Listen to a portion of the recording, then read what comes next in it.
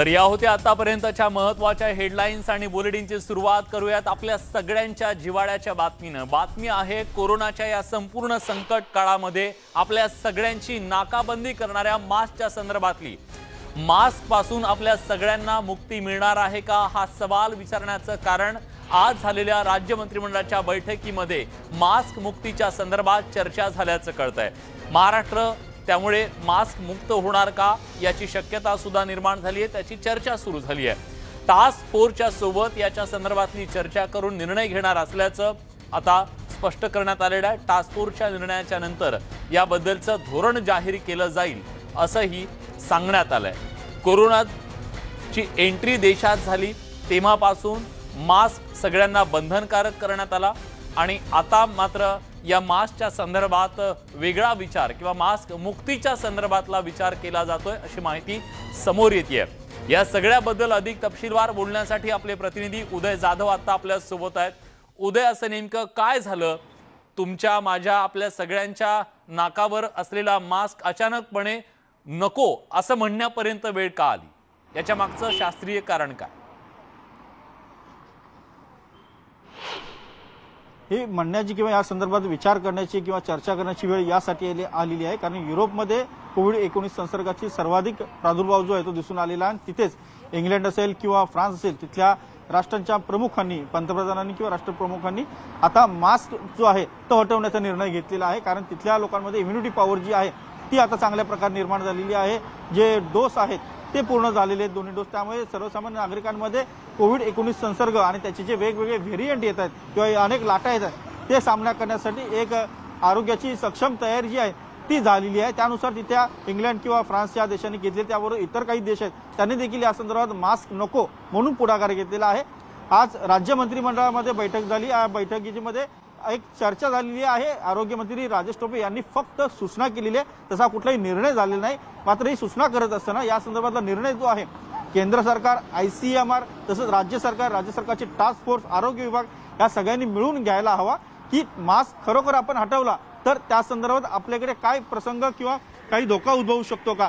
सर्वसाधारणपणे आता ज्या प्रकारे तिसरी लाट होऊन गेलेली आहे, ओसरते आहे, तिसऱ्या लाटेचा तडाखा ज्या प्रकारे सांगितला जात होता तसा तडाखा बसलेला नाहीये कारण सर्वसामान्य नागरिकांचे 2 डोस जे आहेत मोठ्या संख्येने पूर्ण झालेले आहेत आणि त्यामुळे एक सर्वसामान्य नागरिकांमध्ये इम्युनिटी पॉवर जी आहे ती एक प्रतिबंधात्मक शक्ती जी आहे ती एक तयार झालेली आहे। त्यामुळे तिसरी लाट आता ओसरत चाललेली आहे। बरोबर आहे, ही लाट ओसरतीये, पण एक मुद्दा असा आहे की काही दिवसांपूर्वीच आपल्याला कल्पना आहे की राज्याचे उपमुख्यमंत्री अजित पवार असं म्हणाले होते की आता कापडी मास्क सुद्धा चालणार नाहीयेत, N95 मास्कच लागेल। एका बाजूला हे धोरण, दुसऱ्या बाजूला ही चर्चा, या सगळ्याबद्दल आपण बोलूया। पण जितेंद्र गव्हाणे आता आपल्या सोबत टास्क फोर्सचे सदस्य आलेले आहेत। उदय, मी येतो तुमच्याकडे। जितेंद्रजी, आता ती वेळ आली आहे का आपण सगळ्यांनी मास्क मुक्त होण्याची? मी डॉक्टर जितेंद्र गव्हाणे बोलतोय। हा डॉक्टर, माझा आवाज तुमच्यापर्यंत पोहोचतोय? हो हो हो। हा, माझा प्रश्न असा होता डॉक्टर की आपण आता मास्क मुक्तीकडे जायची वेळ आली आहे का? अजित पवार साहेबांनी जे विधान केलं होतं ते ओमिक्रॉन वेव्हच्या सुरुवातीला केलं होतं, जेव्हा आपल्याला या व्हायरस बद्दल कल्पना थोडीशी कमी होती। या व्हायरसची ट्रान्समिसिबिलिटी बऱ्यापैकी जास्त असल्याने सर्व जगच त्याबद्दल अनभिज्ञ होतं। त्यामुळे तेव्हा प्रिकॉशनरी आपल्याला मास्क, सॅनिटेशन आणि हँड सॅनिटायझेशन हे जी त्रिसूत्री आहे ती आपण नेहमीच याच्यासाठी वापर केलेला आहे मागे पण, आणि तीच करणार म्हणून आपण जाहीर केलं होतं। हळूहळू आता लसीकरणाचा वेगाला गती मिळून आता बूस्टर डोस पण बऱ्यापैकी 60 इयर्स प्लसच्या नागरिकांना मिळायला लागलेले आहेत। अजून खालच्या वयोगटातील लोकांना सुद्धा बूस्टर डोस ओपन मार्केटमध्ये मिळण्याची शक्यता निर्माण झालेली आहे। तर आजच्या आज जरी नसेल तर हे मास्क फ्री जे आपलं स्टेटस आहे ते दृष्टीपथात येत आहे असं म्हणायला हरकत नाहीये। पण डॉक्टर, त्याच्यातला मुद्दा असा सुद्धा आहे की काही लोकांना अजून कोरोनाचा संसर्ग झालेला नाहीये, त्यांनी डोस निश्चितपणे घेतलेला असेल, पण त्यांना कोरोनाचा हा संसर्ग होण्याचा धोका असू शकतो। अशा वेळी मास्क मुक्तीनं ते आमंत्रण ठरणार नाही का?